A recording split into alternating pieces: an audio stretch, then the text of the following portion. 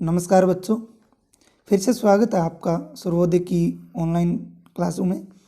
देखिए प्यारे बच्चों, हमने पीछे तक आपके चैप्टर नंबर 11 जो है उसमें हमने महत्वपूर्ण बातें जो है वो की थी। कार्य की किसकी बात की थी?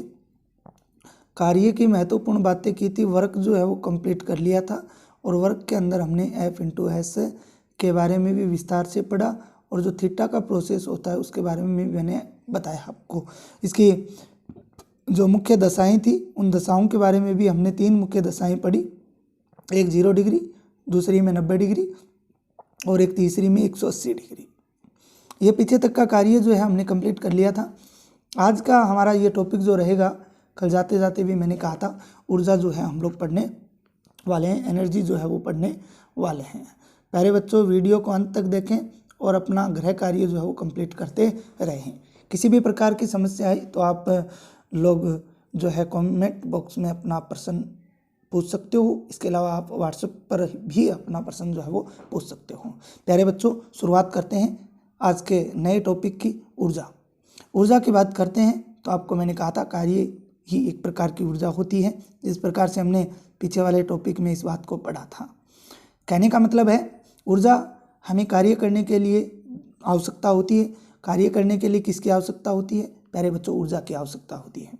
और प्राकृतिक स्रोत, सबसे बड़ा प्राकृतिक स्रोत हमारे लिए ऊर्जा का जो है वो सन होता है। कौन होता है? सूर्य या फिर सन होता है। सूर्य या फिर कौन होता है? सन होता है। ठीक है, सबसे बड़ा प्राकृतिक स्रोत है। हमारे ऊर्जा का बहुत से स्रोत सूर्य से उत्पन्न होते हैं। बहुत से स्रोत, व्युत्पन्न का मतलब है बंटना, ठीक है ना। और भी कई ऊर्जा के स्रोत हैं जहाँ से हम ऊर्जा को प्राप्त कर सकते हैं।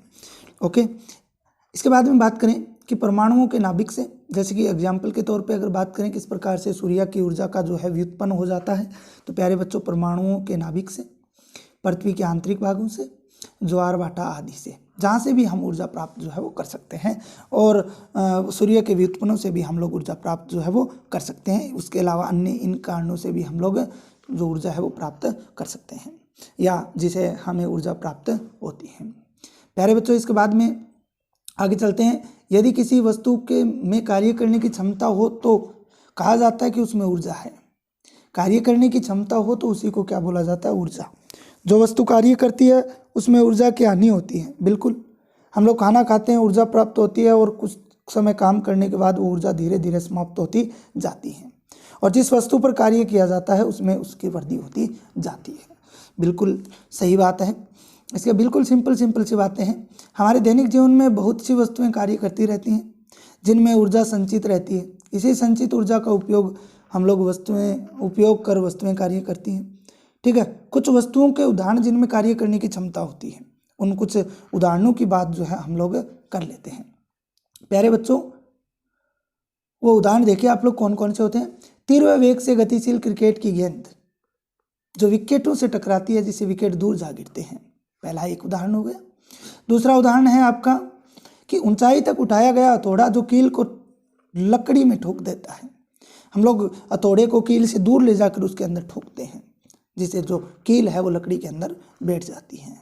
तीसरा उदाहरण है चाबी भरी खिलौना कार जिसको फर्श पर रखते ही दौड़ने लगती है। उसके अंदर हमने चाबी भर कर क्या डाल दी है? ऊर्जा डाल दी है। और जब तक उसमें ऊर्जा रहेगी वो कार जो है वो फर्श पर क्या रहती है? दौड़ती हुई रहती है। तो प्यारे बच्चों, ये कुछ उदाहरण हो गए। इसी प्रकार हम आगे बात करते हैं कि यदि किसी अगर हम लोग बात करें, यदि किसी वस्तु में ऊर्जा है तो वह दूसरी वस्तु पर बल लगाकर कार्य कर सकता है। बिना ऊर्जा के ये काम नहीं होगा। ओके, यहाँ तक क्लियर है। जब कोई वस्तु दूसरी वस्तु पर बल लगाता है, मान लीजिए जब कोई वस्तु दूसरी वस्तु पर बल लगाता है तो ऊर्जा पहली वस्तु से दूसरी वस्तु में चली जाती है। प्यारे बच्चों, एक आपको छोटा सा उदाहरण बताता हूँ। देखिए, ये कोई यहाँ पे बक्सा पड़ा है, ये कोई बक्सा पड़ा है। हम लोग आए, हमने इस पे बल लगाया तो हमारे द्वारा ऊर्जा इसमें चली जाएगी और ये बक्सा आगे की तरफ खिसक जाएगा। ठीक है, यही ये लाइन बताने की कोशिश कर रही है कि जब कोई वस्तु दूसरी वस्तु पर बल लगाता है तो ऊर्जा पहली वस्तु से दूसरी वस्तु में स्थानांतरित हो जाती है। प्यारे बच्चों, इसके बाद अगर हम लोग बात करें कि जब कोई किसी वस्तु में निहित ऊर्जा को उसकी कार्य करने की क्षमता के रूप में मापा जाता है। कोई भी ऊर्जा हो उसको कार्य करने की क्षमता के आधार पर ही उसको क्या किया जा सकता है, मापा जा सकता है। ठीक है, इसके बाद अगर हम लोग बात करें, 1 मिनट इसको थोड़ा सा ऊपर कर देता हूँ मैं, ये लीजिए। ठीक है, अब देखिए बात करते हैं कि ऊर्जा का मात्रक जूल है और जो कार्य का मात्रक भी है वो इसी लाइन से स्पष्ट हो पाता है। ये जो लाइन लिखी हुई है इसको हमें ध्यान से पढ़ना चाहिए। क्या पढ़ना चाहिए, ध्यान से क्या पढ़ना चाहिए कि किसी वस्तु में निहित ऊर्जा उसके कारण कार्य करने की क्षमता है, और कार्य का मात्रक क्या होता है, न्यूटन मीटर होता है या जूल होता है, और वही मात्रक किसका होता है, ऊर्जा का होता है।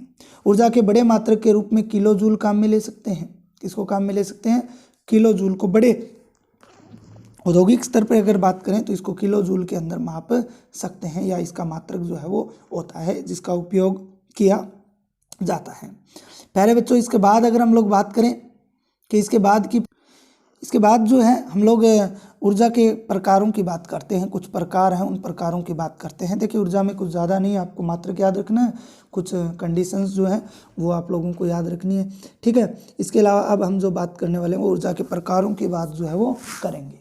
प्यारे बच्चों, ऊर्जा के जो प्रकार हैं वो विभिन्न रूप हैं। ऊर्जा के रूपों में, प्रकारों में जो रूप हैं वो विभिन्न रूप हैं, जिनमें हम लोग स्थितिज ऊर्जा, गतिज ऊर्जा, उष्मीय ऊर्जा, ठीक है, इसके अलावा रासायनिक ऊर्जा, विद्युत ऊर्जा, प्रकाश ऊर्जा, नाभिकीय ऊर्जा, ध्वनि ऊर्जा, इन सब की बात जो है वो करने वाले हैं कि ये कौन कौन सी होती हैं और क्या क्या होती हैं।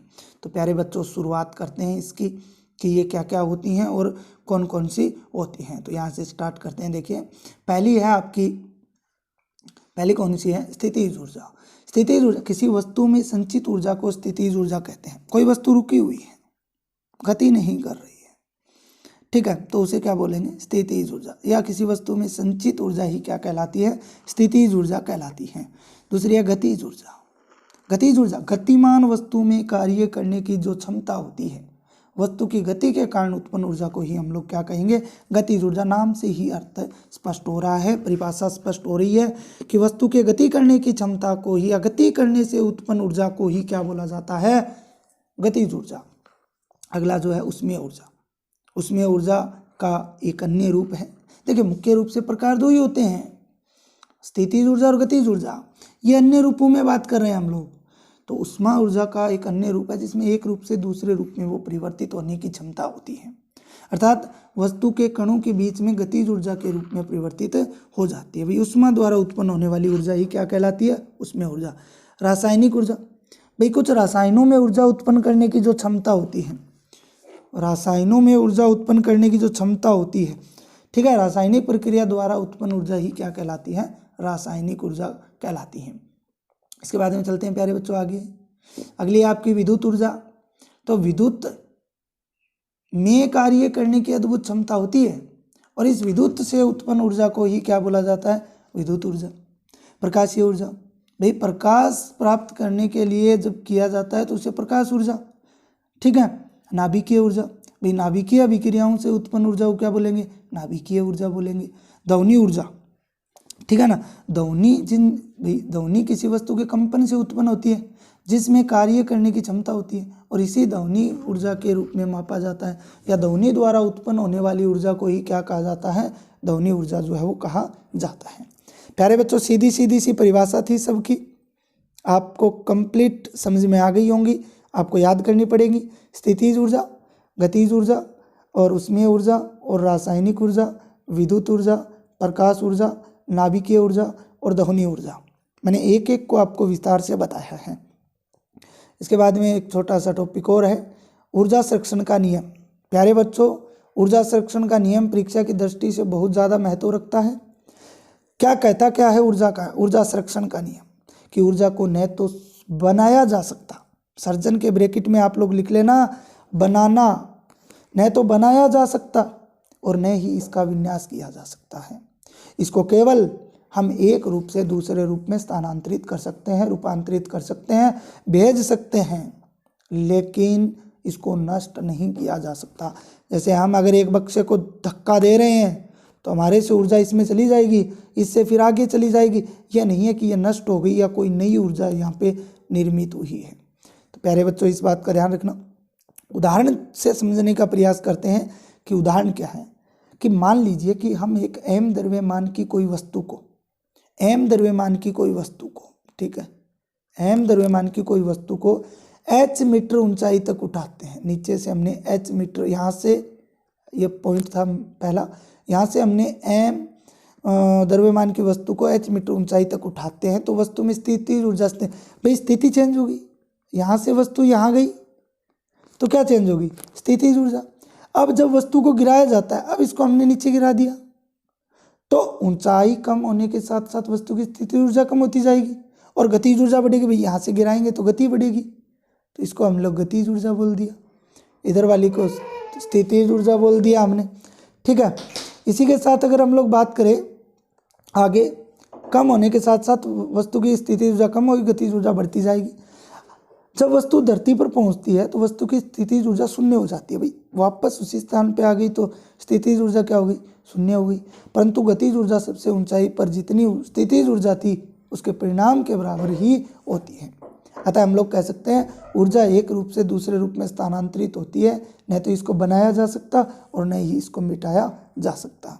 एक जो और है वो है आपकी यांत्रिक ऊर्जा, कि किसी वस्तु के स्थितिज ऊर्जा व गतिज ऊर्जा का योग, किसी वस्तु के स्थितिज ऊर्जा व गतिज ऊर्जा का जो योग होता है उसी को हम लोग क्या बोलते हैं, यांत्रिक ऊर्जा बोलते हैं। प्यारे बच्चों ध्यान रखना,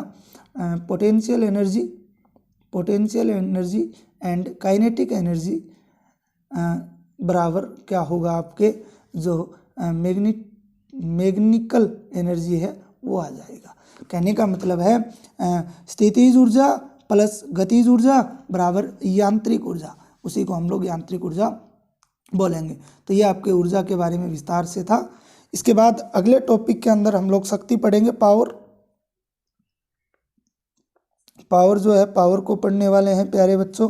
तो अब तक हम चैप्टर के अंदर कार्य और ऊर्जा का विस्तार से अध्ययन कर चुके हैं। आगे वाले टॉपिक के अंदर हम लोग शक्ति है उसका अध्ययन करेंगे। प्यारे बच्चों, किताब को मद्देनज़र न रखते हुए मैं आपको महत्वपूर्ण बातें करवाने का प्रयास कर रहा हूं, जिससे आपके आने वाली कक्षाओं में आप लोग इन टॉपिकों से कुछ बेहतर करने का प्रयास कर सको। तो प्यारे बच्चों, आज के लिए इतना ही। अगले वीडियो तक आप लोग पढ़ते रहिए, मस्त रहिए, व्यस्त रहिए। धन्यवाद।